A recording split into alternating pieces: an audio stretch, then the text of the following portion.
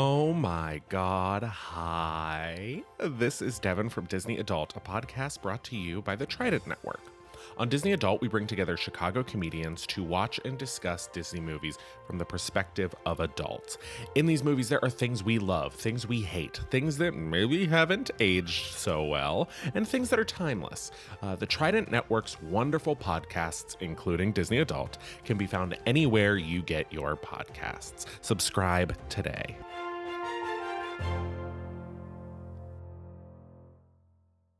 Grandpa used to talk about this Zachariah guy like he was an inventor, but he looks pretty creeped out to me. He should. He's something of a local legend, our resident spook. He really existed?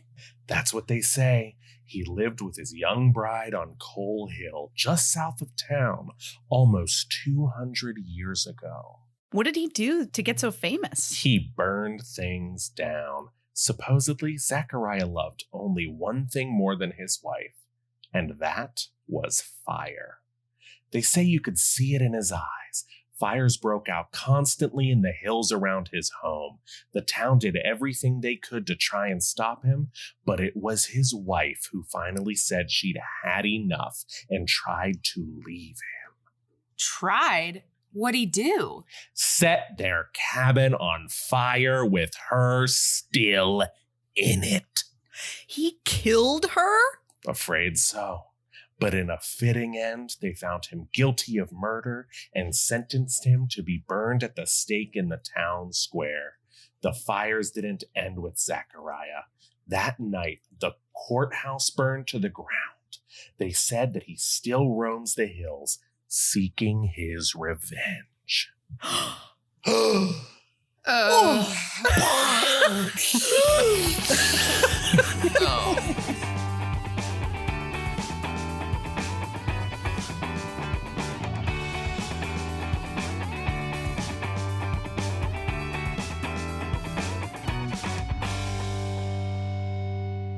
Hey, Val. Hey, Al. Hey, Devin. Hey. Welcome to D-Commentaries. Thank you. Welcome to you. Welcome to our listeners. And welcome to our special guest, Devin.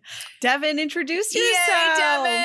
Oh my God. Hello, listeners. My name is Devin. I am a member of the Trident Network, and I host a very, very fun podcast called Disney Adult, where Chicago comedians review Disney properties from the perspective of adults. So I feel like we're sister podcasts. Oh, we absolutely Don't are. you feel that way? Yeah. Yes. Sisters. We're loving cousins.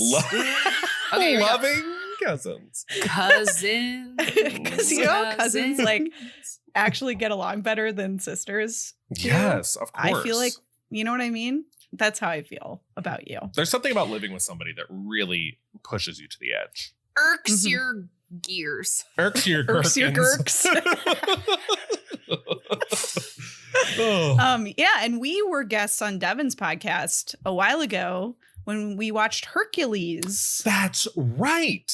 I was, Mhm. when you talked about, long story short, we were talking about Hercules connection earlier, and I was like, what a weird thing. And then I was like, as you were saying that, I was like, oh yeah, you guys did Hercules. Like, And Hercules is Al's favorite. it's so good. This is true. It's so good. It's so good. And the immortal Susan Egan was one of the actors in one of our Who last originated movies. Belle on Broadway. Thank you, Val.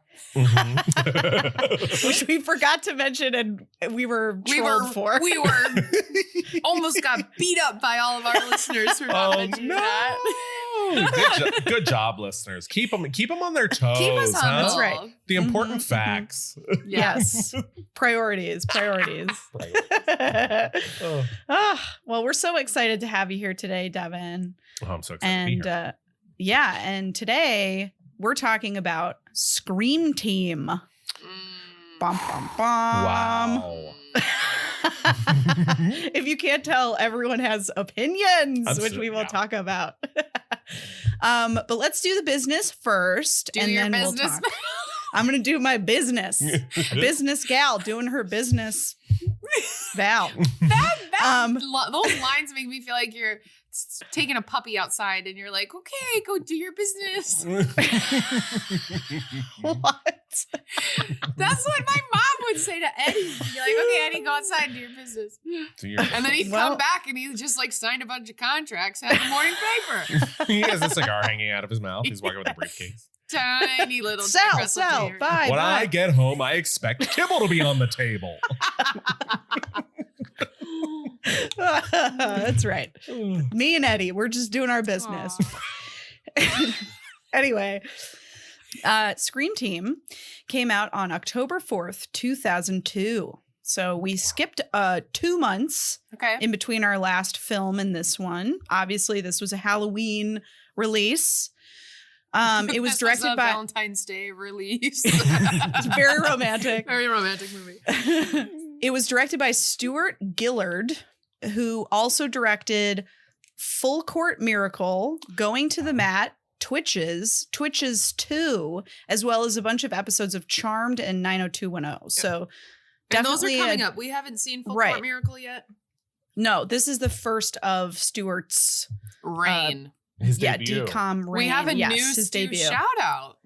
Yeah, we have a new Stu shout out. That's right. So normally, Devin, and for any of our listeners who are new, Stu Krieger is a very frequent writer of DCOMs, early DCOMs. And so we have Stu shout out, but now we have a new Stu. New Stu. Wow. New how Stu. do you, now this is only one outing, but how do you feel the new Stu compares to the old Stu?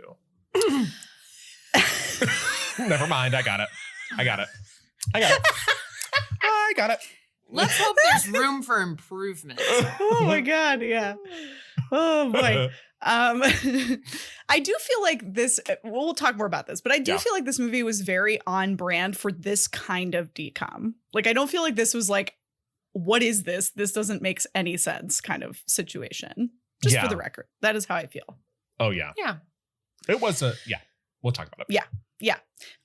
Okay. This was written by Robert Short, who only has 5 writing credits. He mostly does VFX work, and all of his writing credits were horror films.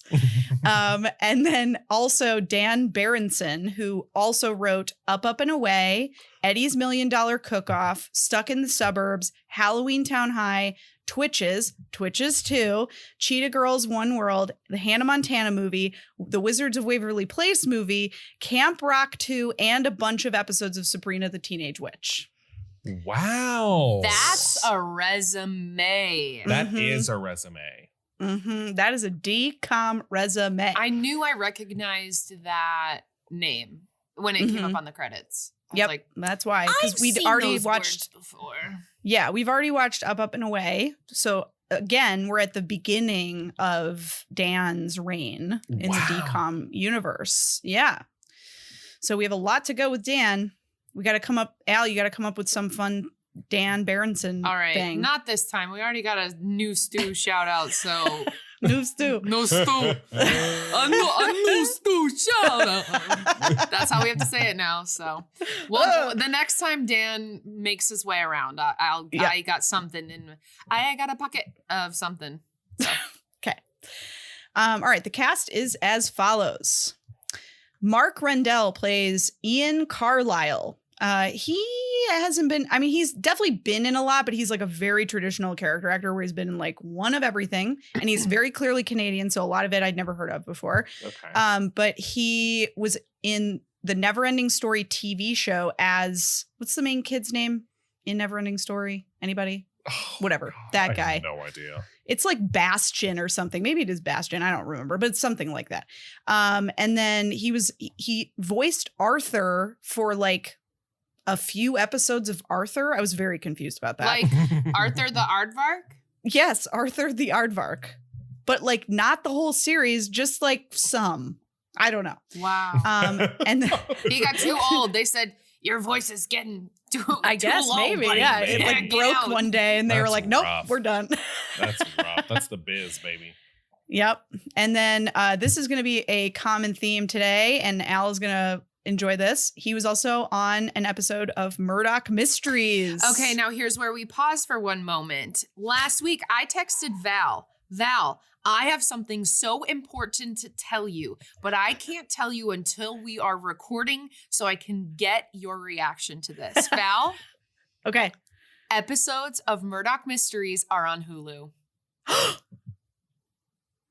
Are we doing a Murdoch Mysteries sister podcast that is only available on Patreon?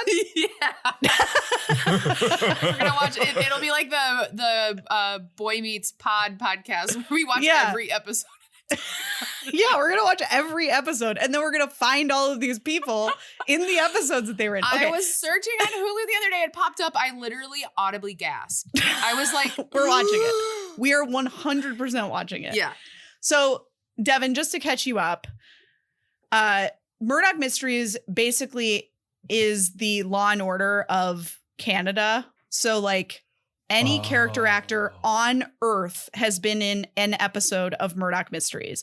Also, one of the lead characters in Genius is the lead in Murdoch Mysteries. He is the titular Murdoch. So, this is like literally you're going to see anytime they film in Canada. This is how I know they filmed in Canada because every single person in this cast has been in at least one episode of Murdoch Mysteries. Well, I'm glad you brought this up because now I'm recognizing that I actually know Mark Rendell from 2 films. Okay. One is Charlie Bartlett. Highly recommend. Oh, yeah. Highly recommend. And he's very good. He plays like a a character that has like grease from the scalp all the way to the ends of the hair. Yeah. That. Very that. And also 30 Days of Night, which is a fantastic vampire film. Ooh, I've never heard okay. that. I have heard Interesting. Charlie Bartlett, though. Okay, that's Mark Rendell. Kat Dennings plays Claire Carlyle. You may recognize Kat Dennings from what I first saw her in was Nick and Nora's Infinite Playlist. Absolutely. She started, or like one of her early films, she was in 40-Year-Old Virgin. She was also on a stint on ER as someone's kid. But Nick and Nora's Infinite Playlist was like her breakout movie.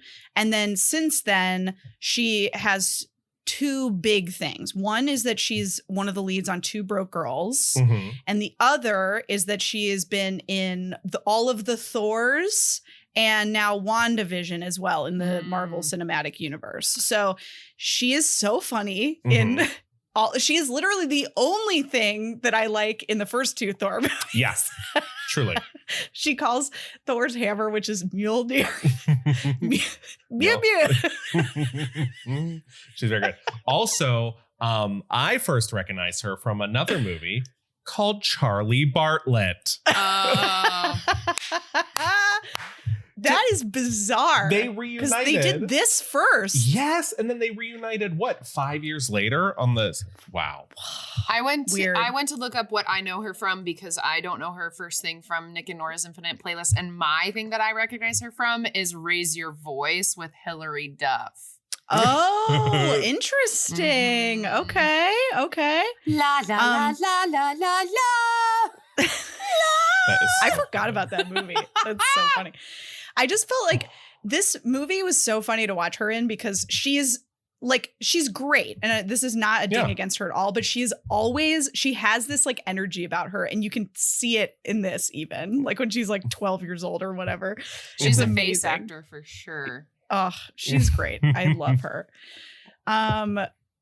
Okay. And those are the only 2 people that matter. Those are the only 2 people in the whole movie. No, so we've got Robert Boxdale played Richard Carlyle, their dad. And he is predominantly a voice actor. He hasn't done a whole lot on camera. He voiced a character in the Teddy Ruxpin series, in the Dennis the Menace animated series, in a RoboCop animated series, a Mario Brothers animated series, Babar, which we've seen before. Someone else in another movie was in Babar, the X-Men animated series, Sailor Moon. Wow. Yeah, the only live action thing that stood out to me was he was in Jet Jackson, the show Jet Jackson. Classic. Very classic. So he's been around, but like you wouldn't recognize him because he's a voice actor. Then we have Eric Idle as Coffin Ed. So Eric Idle is a Monty Python guy. Yeah. That's his like main thing that he has done. So if you recognize him, it's probably, even if you've never actually seen like Monty Python, they're just like so around in everything that you just seen know his face. Yeah. Yeah. But he was the one that was in the Hercules TV series, because we were talking about how like Hercules is everywhere with us. And he was on a show called Suddenly Susan. He was in Ella Enchanted. Ooh, good movie. He was a voice in Shrek the Third. Oh, better movie. Mm-hmm. So he's been in other stuff, but mostly Monty Python. Tommy Davidson played Jumper. Oh. Tommy Davidson got his start in Living Color, which is another sketch show that you might recognize. It was like 80s, 90s, right? Like that was like its era. I would probably say early 90s. Yeah. Like 91 or something. I don't know. Yeah. And he was also in a show called Between Brothers. He is a voice on The Proud Family, both the original and the current one. He was in a movie called or maybe a show called Black Dynamite. Those were like the ones that were like the big things for him. But the In Living Color thing stood out to me in particular. Yeah, I remember him from In Living Color as well. I was like, oh my God, he's here? I know. It's funny how like all of these people, because like I watched a lot of sketch comedy as a kid. Like, yeah, me too. All we needed was like a Kids in the Hall person. It would have been like a complete set. Oh, wait till we get to Kathy, because I'm going to go off. Okay, so next up, Kathy Najimy as Mariah. I'm going to interrupt. I love Kathy Najimy. She is truly one of my comedy icons of like, and I'll show you. Oh, give me 1 second. Talk a little bit about what she's done and I'll be right back. Okay.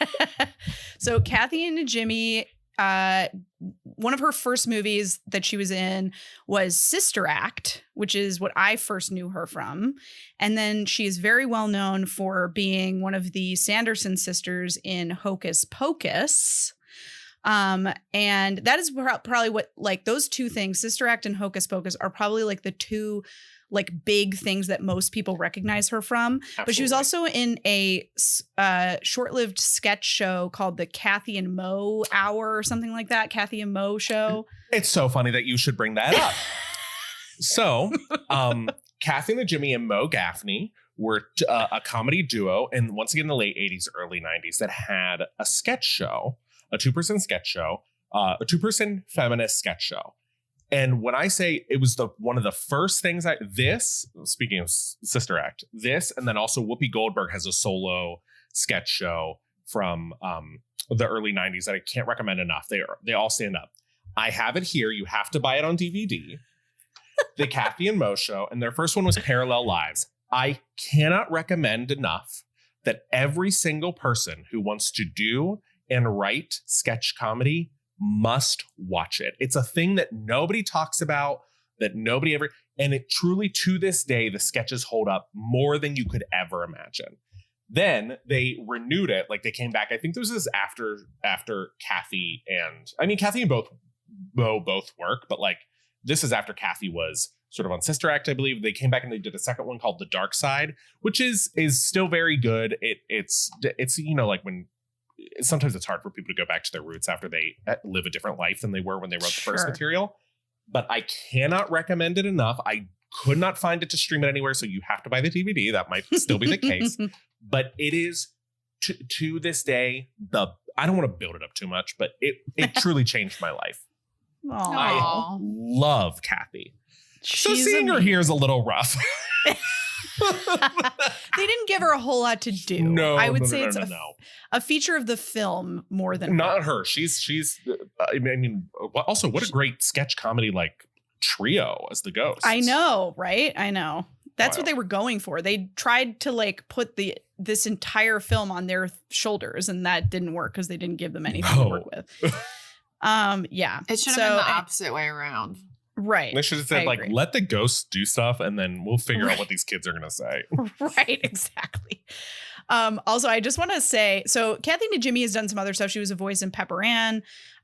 She was in a show called Veronica's Closet, or maybe that was a movie. I can't remember.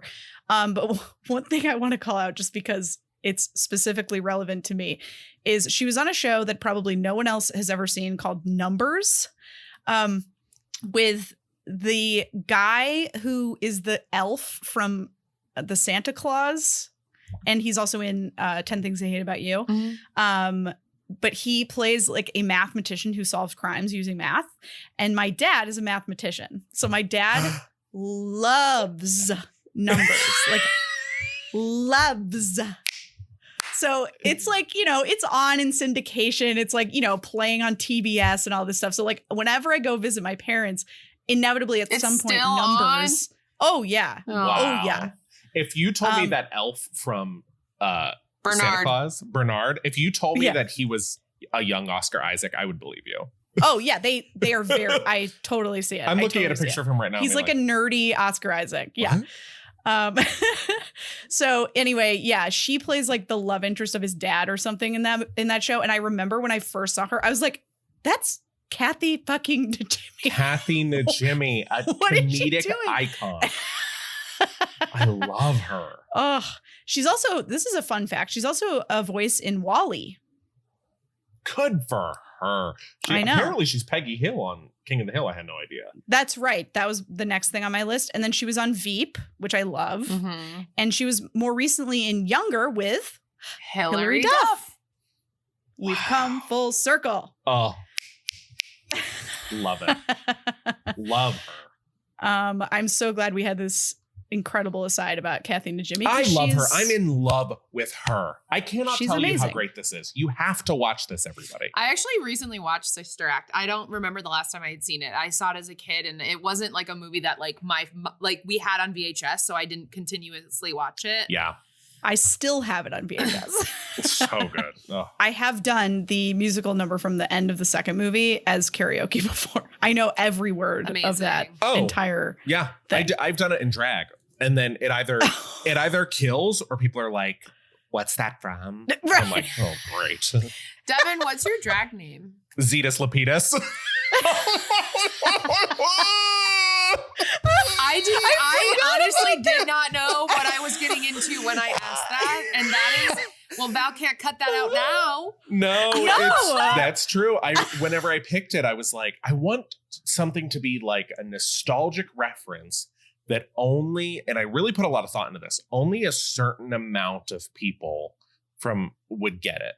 Yeah. Like something that's not going to be like, oh, wow, I know exactly, like, you know, I don't know what a good example would be, but like something that would be deep enough cut reference that not everybody would get it. But when you do get it, you're like, wow. The thing I realized when I started doing drag with Zetus Lapidus is because I started doing drag like when I was 25 or something, 26 maybe. And, I didn't realize how small of a window that reference was because everybody under the age of my own age would just be like, ladies and gentlemen, welcome to the stage, Zetus Lapidus. Oh, my God. You gotta spell it out phonetically. Gross name if you get it wrong. Zetus Lapidus. That's funny. Oh my God, it sounds like a I have a freeway. hot take of this. The sequel is better than the original. Yeah, I'm not going to argue. Thank you. Cheetah Girls 2 is better than the first. Whoa. Woo, okay. And I could talk about those movies forever. Well, maybe we'll have you back. Okay. I'll try and get through these next ones quick because they're smaller parts. Okay. There are no small parts. There are no small parts. You're right. I'm so sorry. Just bad actors. I take that back. Oh my God. Okay. Kim Coates played Zachariah Cull. He's been in like a lot of like movies, which makes sense. He was in Waterworld, Pearl Harbor, Black Hawk Down, and Sons of Anarchy. So yes, that feels right. Shows I don't watch. Yeah. Gary Reinecke played Grandpa Frank, and the only thing of note for him was Murdoch Mysteries. Nigel Bennett played Warner, who's like the villain or whatever. He was in The Twilight Zone, Alfred Hitchcock Presents, and Murdoch Mysteries. Edie Inksetter played one of the faces. The only reason I bring her up is because she has also been in Murdoch Mysteries, and she more recently was in Handmaid's Tale. Zoe Palmer played Rebecca Cole, the like dead wife of the bad guy. And she has also been in Murdoch Mysteries. And then we have an interesting cameo. Joseph Motiki played one of the ghosts in like the airport or whatever. And he also had random cameos in Wasn't he a other camera guy in something? Yes, in Quince. So he had these random parts in these 3 DComs, and he's not an actor. Like, these are like literally the only things that he's ever been in. My friend so Joseph weird. just got broken up with. Is it okay if we put him in the movie? He's really down on himself. It don't mean a lot to him. They just like showed up in Toronto and were like, "Hey, Joseph, you got like, we just need a body." He's got like a sandwich in his mouth. He's like, oh my god! But he delivers the best performance anybody had ever seen, and they have to cut it from the movie because it makes it brings the quality of the rest of the movie down. Yeah, it makes everyone look terrible. Oh my god. Okay, so that's the cast. The synopsis is as follows. Also, Devin, just as a reminder, I do not read this before I read it right now, so it's a surprise to me as it is to you. After the death of their grandfather, young Ian and Claire Carlyle discover that the tiny, I think it should be their tiny New England hometown is something of a halfway house for restless ghosts who cannot enter heaven until they have redeemed themselves on earth. Nope. There's a lot of those stories. Yeah, and that's not... That makes like, it seem like they're living in purgatory. Right. They're not. They're living on Earth. Also, most of them are not like kept out of like heaven. They're choosing to stay because they have unfinished business. The only ones who are like forced to stay are the 3 like employees. Yeah. And they don't even really address why. Also, it's not clear that it's even heaven. Yeah. It's just like the other side. Right. It's crossing over. So I don't like that. Anyway, apparently, so this is a fun fact that I saw. Apparently, this was originally conceptualized as a pilot for a television series, but nothing ever came of it. And thank God for it. Okay, that's enough of the business. Val finished her business. I finished my business. You can come inside with your cigar and newspaper. I've written my TPS reports. Okay. Devin. Yeah. What were your thoughts? First of all, have you ever seen this movie before? And then what were your thoughts then, now, whatever? I had never seen this movie, but because, and I sound like I'm doing a bit, but because Kathy Najimy was in it, I remember as a kid, probably when this came out was right when I discovered her sketch thing on HBO. I remember thinking I should watch it, but I just never did. Watching it, I couldn't figure out if it was, I think to Allie's point, like I just didn't know what was happening. Like I was like, oh, am I invested in this or is it fine? I haven't watched the DCOM in a while. So I was like, is the quality of this like par with the rest of them or is this, and it did feel very Canadian. It did feel very Canadian in the sense of like, it wasn't offensive or off-putting or anything. Yeah. It was like a very polite film, like polite kids Halloween film to watch. Mm-hmm, mm-hmm. And there were some lines in it that were truly bonkers and wild. Yep. True. Very true. Yeah. Al? Val? What were your first impressions? What were your first impressions? Uh-oh. Al has started to turn this around on me periodically. So here we go. So I had never seen this before, for sure. Nope. I'm already kind of starting to age out of these. So it's so weird. Yeah. And this felt very, very thematically similar to some of the other kind of weird supernatural DComs that we have watched in the past that we also kind of didn't love, kind of for the same reason, because I think here's my theory, and I could be wrong, but Nickelodeon at this same time and like just prior had really cornered the market on like absurd comedy. Like Nickelodeon was weird as hell and it worked really well for them. And so I think that maybe with some of these bizarre movies, Disney was trying to like get in on that a little bit and trying to like kind of catch some of that magic, and it just doesn't work. It just falls flat and it just feels weird, and like they don't have like the effects to back up what they're trying to do, so it just looks fake and like stilted and bizarre. So I was not a fan of this movie. I felt bad not liking it because I like so many people in this movie. Yeah. And I don't think anyone is doing like a bad job of what they were given. I just think that the bones of this movie are not good. Yeah, I'd agree. Yeah. Al? Thank you, Val. I have never been so happy to have a guest on an episode where I didn't have to take exact notes of a movie. I give this movie a 2. I do not ever want to watch it again. Okay. Wow. Okay. Wow. Okay. Wow. What did you give? What was the one that we both hated so much? That was really Can gross. of Worms. Can of Worms. What did you rate Can of Worms? Hold, please.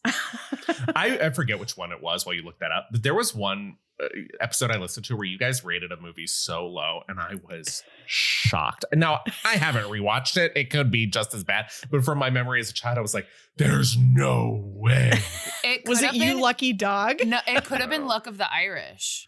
I think it was Luck of the Irish. Now that you mentioned it. It because Al didn't like that one. I like that one. That's a shit movie. Maybe it was even Zetas Lapidus. Who knows? Or no, Xenon. she loves Xenon. Sequel is so good. Yeah. Protozoa was a babe. When I was a kid, when I was like 10 or whatever, I was like, that's what boys look like. No, he was. Alien. And he is, especially in the second one, but even in the first one, he is loving that part. Like, oh, yeah, he baby. is eating it up with a spoon. Good he for is him. having so much fun. Okay, I have the list.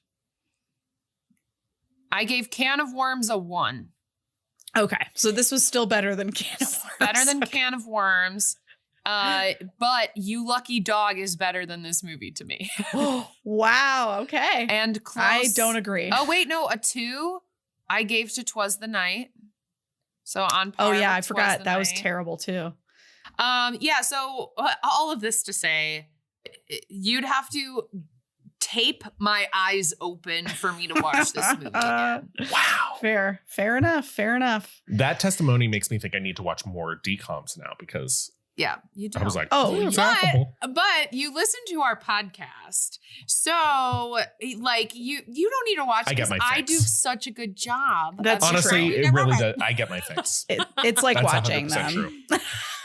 It really Thank is. you for your support, Devin. No, it really is. I'm like, oh yeah, I remember that part. I don't need to watch it. Okay, Devin, did you have any favorite quotes or moments from this film? Boy, did I. Now, I don't want to get too into them if we're going to talk about any more of the plot, but there are a couple in here. Okay, so first of all, I'm just going to go out of order.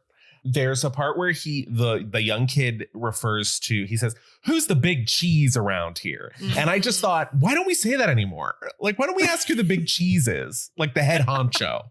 I loved that.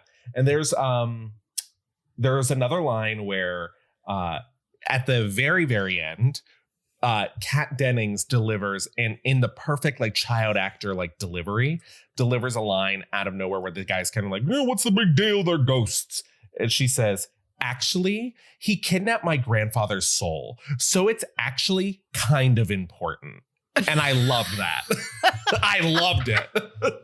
I was like, could you imagine a child saying that to you? You just be like, okay. And then one final one, which I don't know if I heard this correctly. There's a part where they, and I forget what part it was, but they were like walking down this like path. Because I remember thinking, oh, cheap scenery. They're walking on this path and they're talking about something. And he says like, or she says, you know what I don't understand? And then I think says Facebook. He says baseball. Oh.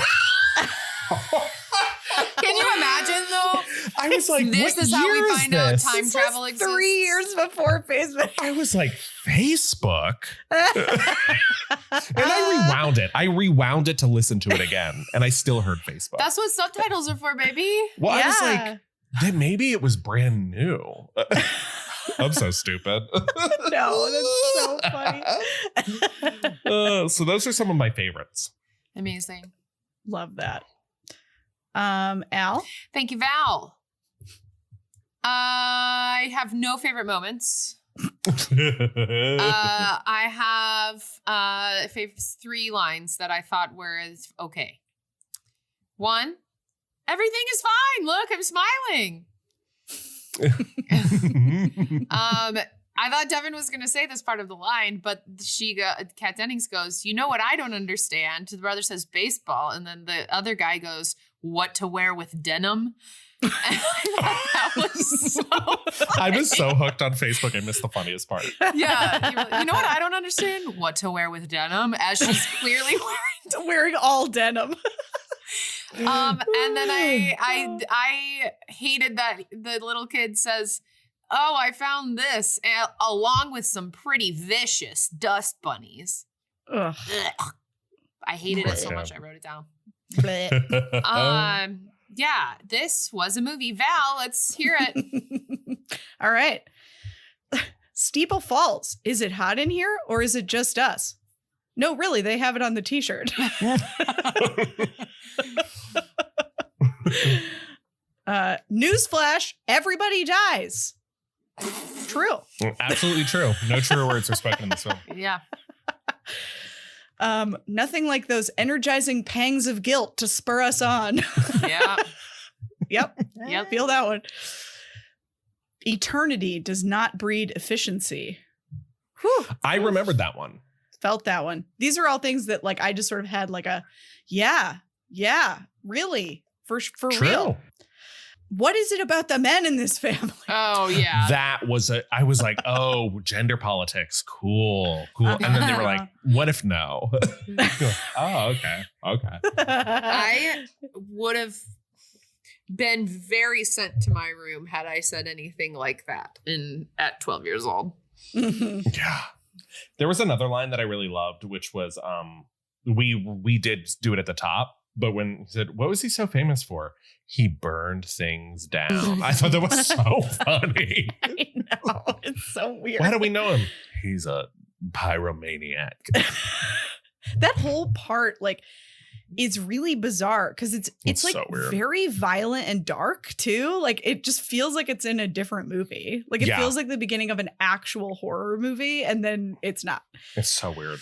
Yeah. Also, there's a point where Kathy Najimy says, if you meet a witch and it's not Kathy Najimy, it's one of the other characters. She says, if you meet a witch and she offers you an apple, don't take it. Mm-hmm. Like to the dead people as they're crossing over. There's the witch from Snow White is probably in the like purgatory in the path to the other side. What? Yeah, so those are some quotes that stood out to me. I don't think I had a favorite moment either. Maybe just like, this is my least favorite. Anytime there was any special effect, it was clear to me that whoever edited this film had no idea how to pace it with the special effects, because there are like all these moments throughout this movie where like something is happening with like a special effect and there's just so much time. Like there's just so like it's so like delayed. Yeah. Like it is bizarre. It's like watching like the first cut of a like student film. It is the weirdest thing. It was wild for like a Disney movie, and not only a DCOM, but like a DCOM when they're like 5 years into doing DCOMs. Like at this point, like they have no excuse for like this being this crappy in terms of like the editing and the visual effects. Yeah, because I will say like when it opened and you saw like the ghosts travel by squiggle, I thought, oh, that's a cool way. I literally put down, and I did take a gummy before I did that, but I did put down the ghost VFX are A+. Like what a good budget way to do a ghost. It's clever. And then the more the special effects came into play, the more holes we started to see in the story. When he's a floating head in like a gas bubble at the end, I was like, what is happening? What am I looking at? Yep. Also, the like physics of the ghosts make no sense. None like, whatsoever. None. Like he can trap a ghost in a jar, but then the same like a different ghost can walk through a wall and open a door, so he can both walk through a wall and also touch a lock and turn the lock. Like what? It was wild. It was there wild. were too many plot holes in this movie. They're really too playing fast and many loose. plot holes. That's why I rated it 8.2. Okay. Well, that's all I had to say about that. Do we feel ready to go to our synopsis, or to Spoiler City, I should say? We have passed and we're completely naked, flying through the air. We're a colored squiggle. We're going to naked squiggle through the air to the Midwest turning point where you get to cross over into Spoiler City. Now, we're going to preface this because Devin is going to do the synopsis, as our guests are often want to do. But Devin, on his podcast, instead of just sort of relating the synopsis, he reads the Wikipedia synopsis. Absolutely. Verbatim. So in honor of Disney Adult, that is how we're doing Spoiler City today. Hell yeah. And like I say on Disney Adult, so for anybody who hasn't listened, is I do have a 3rd grade reading level. So if I struggle over some words, don't be embarrassed for me. We all hear it. We're all together. We're adults. All right. So here is the plot of the Scream team. 2 children, Ian and Claire, move into a town where their grandfather had just died. Ian thinks his grandfather's spirit is trying to tell him something, finding some library news clippings about a man named Zachariah Cull, who is accused of burning his home with his wife in it. Later, Ian and Claire capture a ghost named Jumper, who ends up freed by his partner, Coffin Ed. They follow them and the other ghostly wisps of air into the forest, where they find an abandoned building. Entering, they find arriving ghosts entering a mirror, which leads them to the afterlife. Ed and Jumper's boss, Mariah, a dead bride, she doesn't get a fun name, isn't too pleased with this. Ian and Claire learn that they look for souls that don't cross over and are dubbed the Soul Patrol by Jumper. They ended up with these jobs while waiting for their turn to cross over. Now, do we need to pause to discuss, or are we good to continue? I think we pause to discuss. Okay, let me really quick, a couple things I wrote down. One, Val Dennings holding that camcorder at the beginning of the film. Dennings. Oh. I literally wrote Val Dennings. I literally wrote Val Dennings. Oh my God, I would die. Cousin. Holding the camcorder at the beginning really made me realize how dated the technology we grew up is. Every once in a while, I'll have a moment where I'm like, if you ever watch like the old Charlie's Angels movies, I'm like, oh, kids must feel the way I did when I watched movies from the 60s or something. You know what I mean? By old, do you mean like the Drew Barrymore, Cameron Diaz, Lucy Liu? Yes. Released the movie I grew up with. Truly the same year as this. I love those movies. And there's a moment where he answers a phone in an airplane. And I was like, that looks like from another time. But it was like from my own childhood. Right. Are we Charlie's Angels? Because I have red hair, Val has dark brown hair, and you have blonde hair. Snatch bald. Yeah. I wanted to be correct. Like, nice. Everybody knows Cameron Diaz wears a wig. Cameron Diaz and Harry Styles. Cameron Diaz and Harry Styles are both wearing wigs. Do not get me started. Do not get me started on Harry Styles' toupee. And then the other thing I wanted to point out, let's make sure I'm not going too far. The other thing I wanted to point out was that my best friend growing up, and essentially my sister, Jess, would watch scary movies where kids were seeing ghosts or something and whatever. And she would always ask her parents the same question every time. She would gasp when the kids saw something that the parents didn't. She goes, oh, would you believe me? And I thought that immediately when he's like things are flying off the shelves and stuff. And they're like, shut up, you loser. I was like, would you believe me? That's so funny. That's so cute. That is so cute. Those were my big takeaways. I like thought this dad was so confusing to me because he's like initially set up to be like such a dick. And he kind of reminded me of, there's another movie we watched recently called True Confessions, where the dad is also a doctor and like totally emotionally stunted and like not a good parent. And so I thought at first that we were going in that direction. And then all of a sudden he makes this like completely unearned heel turn out of nowhere to be like cool dad. And it made no sense. And it like was weird. Yeah, so he was like really checking in. He was like, yeah, hey, you're okay, right? Like really trying to be like, your grandpa just died. I want to like make sure you're okay. Right. Which, speaking of which, these two kids have already lost their mom. And now their grandpa, who they were clearly close with, dies suddenly. And they seem fine. Like they're like unfazed by these enormous losses in their life. That's the magic of Disney Channel, though. That really is. Although I will say there was a moment where they're watching like an old video of him at his funeral. And the dad's like, turn that off. And I was like, why? Aren't we here to like remember this guy?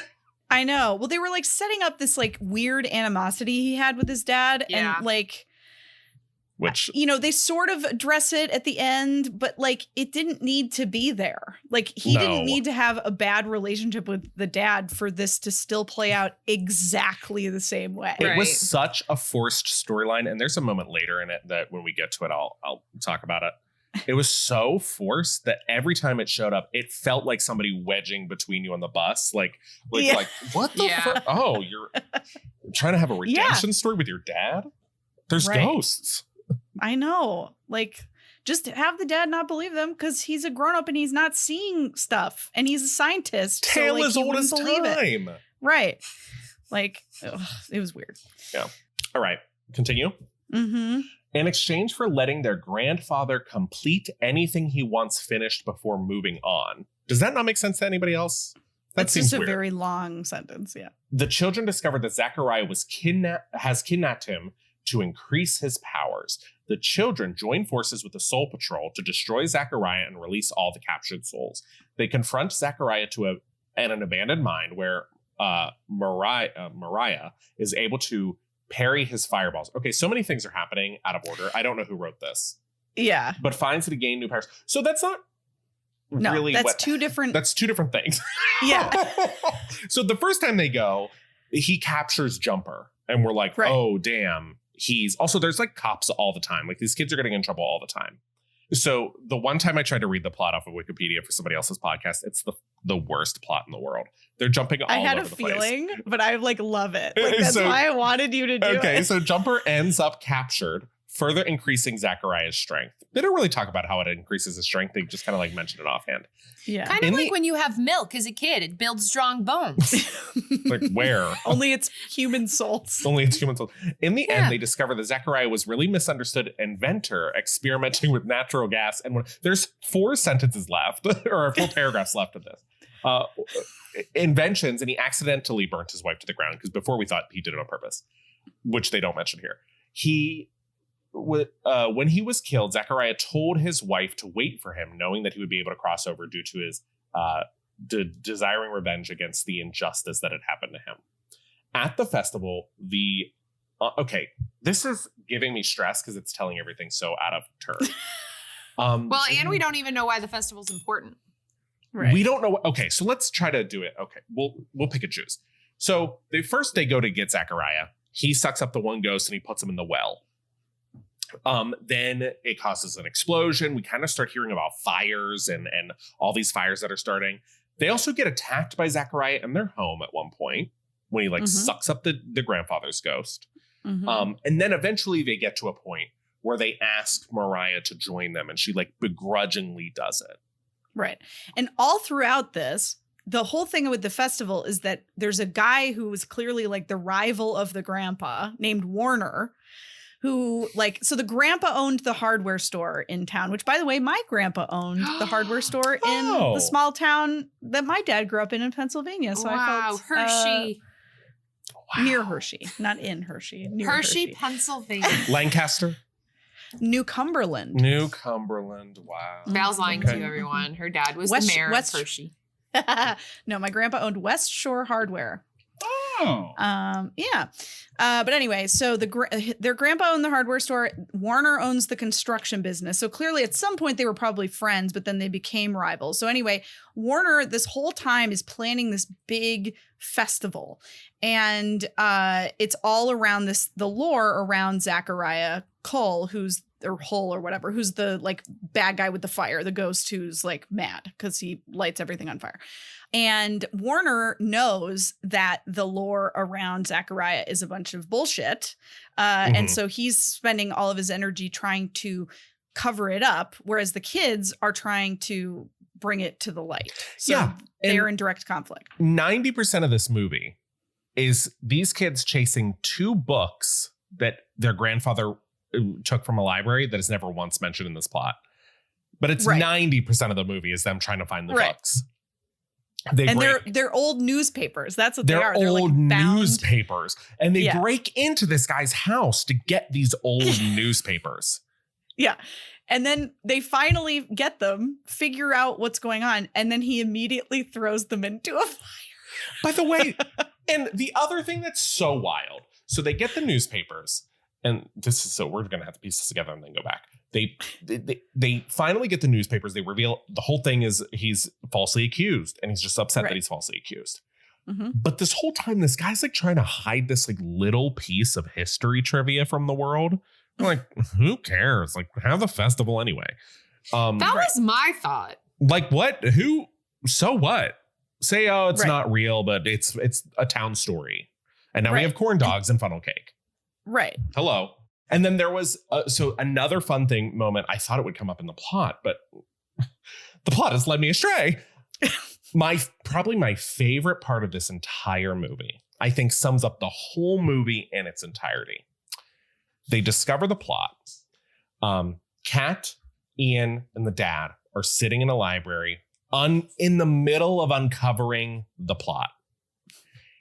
Ian, for no reason whatsoever, has a violent outburst where he starts screaming about and one of the things he said, you don't care about saving grandpa's soul. You only care about yourselves. And he throws the book down, storms out of the house. And then Kat goes, should I go after him? And then the dad says, no, he needs some space. I know. I did when I said exactly the same thing. I guffawed. I laughed so loud. The line was so specific to the plot of the movie. It was like, we have to save his grandpa's soul from jumpers stuck in a well and there's a gas monster. And he's like, I needed time alone when I said exactly the same thing. I was like, who is on this film? Who's on this movie? What's going on here? What is going on? Why are we trying to make this story about the dad is no, my dad didn't treat me the same and just shut up. Get out of here. Mm-hmm. Let Kat Dennings make some quips, put the ghost in a bottle, and we all move on. Right.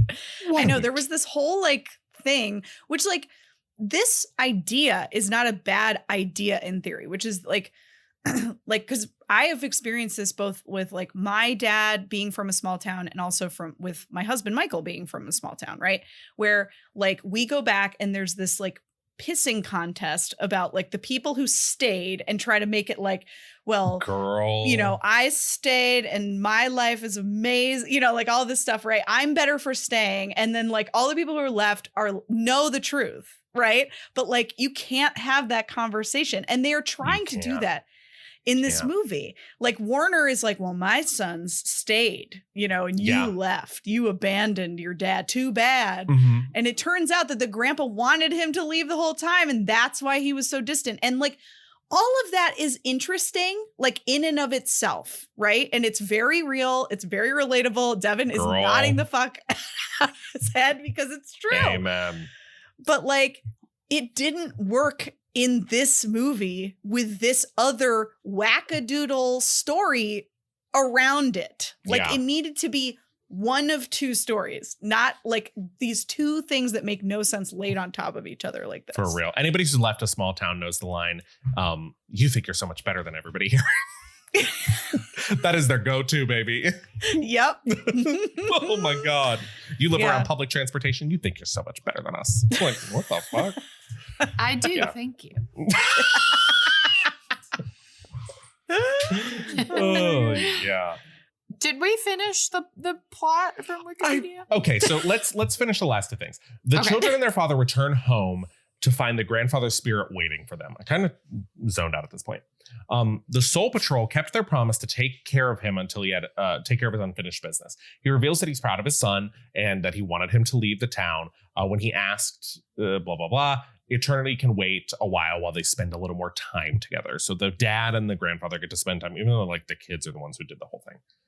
The family decides to stay in the town, which is changing from bashing the formerly evil ghost to telling the truth about him. During the day, Ian and Claire visit the Soul Patrol, finding out only Jumper and Ed, who explain that Mariah is talking to their bosses in the next world. Mariah returns, explaining that the little spectacle they caused put an end to Zachariah's terror, but also forced her to like work this job for the rest of eternity, which made no sense. This ghost showed up at this party unannounced, and they're like, ma'am, you got to pay the price. He gets to go to heaven with his girlfriend, who I did think was Kat Dennings in a wig when I watched it. I thought so too. I thought the same I was like, thing. I spent the whole movie thinking, oh, she looks like his ex-wife. That's why, whatever. And then at the end, it had nothing to do. When you read another actress's name, I was like, oh, I assume maybe they just like only had enough budget for a couple actors. No, I totally thought that too. Yeah, I know. So like, they all had a week left in this job. They were all going to be able to cross over and go to heaven or whatever in a week. And because of these little brats, they were basically stuck in purgatory forever. Who they were right to not help. Right. Like so dumb. It makes no sense. They get punished. Like no one wins in this story. Everybody loses. Yeah. So like, one of my earlier points, and Devin, in your Wikipedia, the fact that they call themselves the Soul Patrol and this movie is not called Soul Patrol. Oh my God. It's so stupid. Absolutely insane. But this movie should have been flipped. Like this movie should have been about the three ghosts going about their day, and then these kids come in and they're trying to help, and then they help. The main characters should have been the ghosts. The main characters shouldn't have been the kids. It's a DCOM, so of course they're going to be the kids. But this movie was not watchable for that reason. Yeah, you're so right. It could have been like a workplace comedy. Yeah. And if you didn't really follow along with our Wikipedia plot, you probably wouldn't follow along with the movie very well either. Yeah. It makes no sense. Like it literally, there's no plot. Yeah. Like it's just stupid. They're trying to solve why their grandpa can't go to the other side. And the guy was accused of murdering his wife when in reality, he was an inventor and he had the gas lines and everything got lit on fire, and end of story. Yeah. It was great. And that's a miscommunication. Well, on that note, should we play some bingo? Yeah. We absolutely should. Also, thank you so much, Devin, for reading the Wikipedia. Oh, thank you. Thank you, whoever wrote the Wikipedia, honestly. I'm not surprised that it was terribly written. Because the movie was terribly written, but Wikipedia was terribly written. I'm surprised that they managed to get 4 meaty paragraphs without ever talking about 90% without of the saying a damn thing. Yeah. Of all the movies to do that with, this is the most wild one. That person deserves an accomplishment of some sort. An award, maybe. Oh, all right. We're playing some bingo. Are we going to get to cross over the bingo card? Oh, Val, no. Only time will tell. Val, no. No, you weren't going to do it. Somebody had to. Devin, would you like to start? We usually start in the top left corner and work our way across. Okay. I will start. A one-hit wonder song. Yes, there is a song for this movie. Yes. It is called The Scream Team by Donnie Markowitz. Weird. That is a loose definition of hit. Good for them, That's though. true. That's true. We'll mark it off. But It's all in fun. we mark it. Yeah. We count those. Breaking the fourth wall or looking into the camera. I did not see any. Not noticeably. No. Mm-mm. Maybe by accident, but I didn't see any. Holiday themed. Ew. I love marking this one. This is the only reason I gave this movie a 2. And It it's is- surprisingly like not Halloween-y themed. It's just like kind of a spooky story that happens around the time where this guy blew up the town. Right, exactly. But it's definitely like the Halloween movie of it's that Halloween year. feels. Yeah. Yes. Yeah. So a clunky metaphor. Whew. Well, the only thing that I thought of is the mirror. So they have to like pass through a mirror to go to the other side. And you cannot have like unfinished business to cross over. Yeah. So you have to be able to reflect in order to you have to know yourself. You asked. I delivered.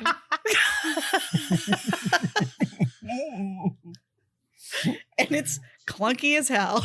Oh, it is clunky. I say we can mark it. I Al? do too. Okay. Sure. Parents who just don't get it.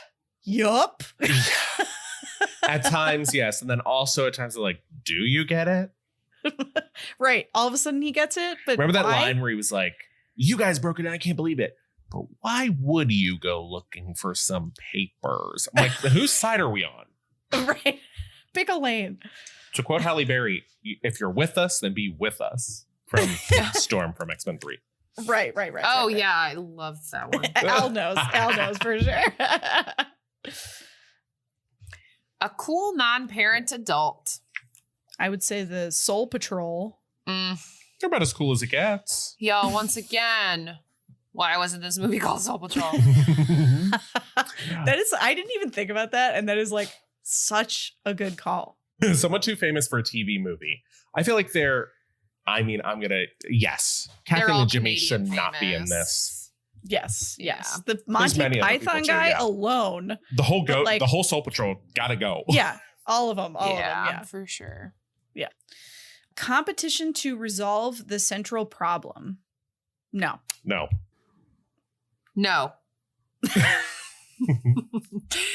A montage sequence. I don't think so. The only one that kind of was at the end when they're taking all the festival stuff down. I didn't even notice that, but Me I mean, if you neither. count it, I'll count it. Why not? All right. That's what the group consensus was. Yeah, sure. Count it. Also, your accent just reminded me of something that bothered me during this entire movie. So Coffin Ed is dressed like an American soldier from the Revolutionary War. Yeah. But he has a British accent. And I could not that's true. reconcile those two things in my brain during the entire movie. I'm so dumb. I like, thought he was a what the- pirate. Oh, no, Devin. I'm so dumb. I mean, I did take a gummy. I was like, okay, pirate.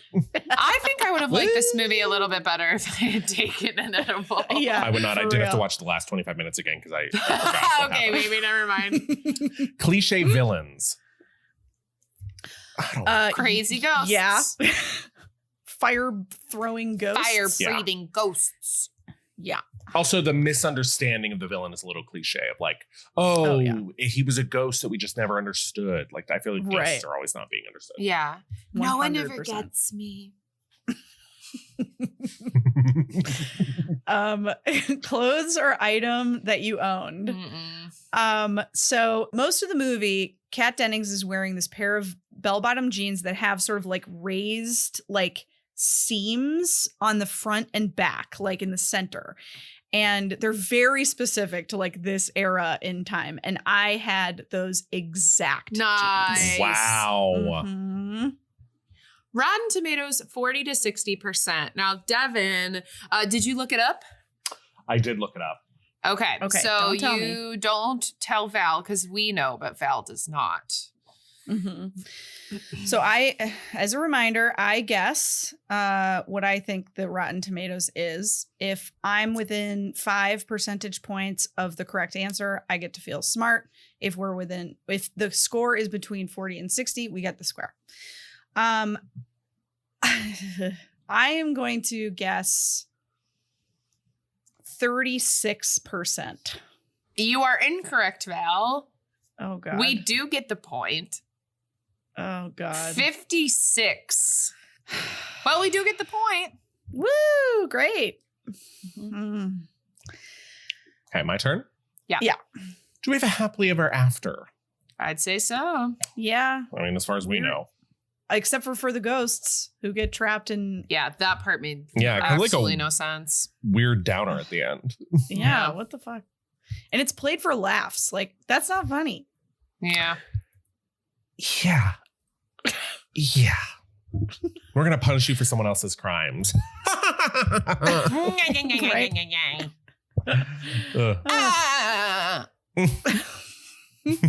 Different network. Okay, next square. Almost kissing. Hell no. Thank God, no. Kathy Najimy does throw a sneeze at one of the other ghosts, though. She does. Is it romantic? No. Maybe. It's an act of aggression. Someone who became famous. Cat. Kitty cat. Absolutely. Betraying of one's real friends or values. No. Not really. That little Ian has that monologue where he tries to be like, you guys have really, you don't even care about grandpa. I'm like, what are we doing here? We're reading these old newspapers for a reason. Your childhood crush. No. Maybe Comedy Crush with Kathy and Jimmy, but other than that, no. Okay. No. Not the same. Mm-mm. Obviously bad special effects or stunts. Yes. Next box. Next, Disney Channel star. No. It's a no for me, dog. Which is kind of weird. I feel like with the change, we should maybe have this almost every time. So I guess kind of good we had the change because we're not getting it every time. So sorry. No. So sorry. Musical number. No. It always would be better. Magic. Yeah. Yeah. I've never been so disappointed by Magic. I know. Someone says the title of the movie. Frustratingly not. No. If it was Soul Patrol. Al? You should write to the producer. Just to I let really them know should. what they messed up Hey, new stew. What the fuck is this? Although we do hear the Scream team in the song. I do know we have counted that before, but I don't like this movie, so we're not counting it today. Cut. Cut. Devin says, cut, we cut. Cut. Scooby Dude. Oh, yeah. Yeah. Youths solving a mystery. So many youths. Absolutely. The heroes create the problem. No, Grandpa died. That's the problem. Mm-hmm. Honestly, the problem is bad journalism. That's Yes. the problem. And lack of due process. Let's have that conversation. And last The but not criminal justice system is.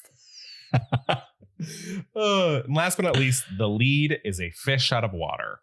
Not enough. Not even when they're in the room full of ghosts. Yeah. They act like it's totally normal. Just like the Scream team, we're all disappointed because we didn't get a bingo this week. Boo. Everyone scream. Oh, do you hear that noise? That's the game of what makes you scream. Thanks for coming to What Makes You Scream. Now, I know what you're thinking. I'm going to ask you what makes you scream, and that's not the game. Wow, okay. I'm going to list off a thing, and I'm going to say, okay, here we go. Some world building. Imagine as if you're walking down the street alone. It's nighttime. I would say between the hours of 12:05 a.m. and 3:31 a.m. You're alone. No one else is on the street. I'm going to give you a list of things that if you ran into this item, this thing, this being on the street, Devin loves this game. Mm-hmm. I'm there. Would you scream? Okay. Number 1, vampire. Absolutely. Why not? Yes. Great. There's not a right answer. Okay, good. Number 2, a ghost. Do I know they're a ghost? Yeah, like what kind of ghost? Like, are they wearing Victorian clothes? Any kind. Okay, so Devin's or are they Victorian ghost. Did they die like the Gap? They're wearing chinos. Is it someone I know? Then scream. Get those chinos out of here! Get those corduroy bell bottoms out of here. Here's my truth. I scream sometimes when Michael walks in the room and I didn't hear him coming. So my answer to this is going to be scream for literally everything. All right, well, let's see. Okay, so we're all screaming at a ghost. Screaming at a ghost, yeah. Ghost. Okay. You're walking by the lake now. Scream. And a swamp creature walks out the lake. Absolutely scream. Val? Yeah, scream. Disgusting. Yeah. Running, screaming. Honestly, like a seagull getting too close to me, I scream. Wait, I have to mark that one off the list. Okay. An ogre. Not if it's Shrek. Maybe I'd scream with delight. I'm screaming no matter what. Okay. Even Shrek. Fuck that guy. I'm so sorry you choose to have an outhouse. Get indoor plumbing. What are you doing? You're talking to a man who like eats his own earwax, and you're asking why he doesn't have plumbing? Okay, you live in a swamp. You don't need to live in the sewer. Okay? Okay, next Some one. boundaries. A 9-foot tall slender man. Oh, that is the creepiest thing you've named so far. Yeah. Oh. I don't even like tall white men. Okay. Tall white men in a slim fit into my suit. next question. No. Someone who looks identical to you. That is somehow the freakiest thing you've said. So far. I would scream. Scream. I've seen Us. I would scream. I haven't seen Us, but I want to see Us before I see Nope. Yeah. Okay. Both pretty good. Last one. Me in a bald cap. No. I would scream. It's the middle of the night and you're in a ball cap. First of all, I would scream out of like concern. They're like, what's happening? And in my brain, we're still by the lake. So I'm like, if I saw you on like Belmont, I'd be like, oh yeah, that makes sense. You know what I mean? You're coming out of the if lake I saw you like, if I saw you at like the North Avenue Red Line stop, I'd be like, oh, okay, I guess. Sure. It's in proximity where that might make sense. But if we're like a Target, maybe like not. 3 a.m. by the lake. 3 a.m. by the lake. Devin, just doing my nightly and you're in a ball. swim. And in my it's not a bald cap, it's a swim cap. In my brain, and when I pictured in my brain, you're wearing like a matching tracksuit and your hair is coming out of the bottom of the bald cap. I would I'm like, scream what at that. is happening?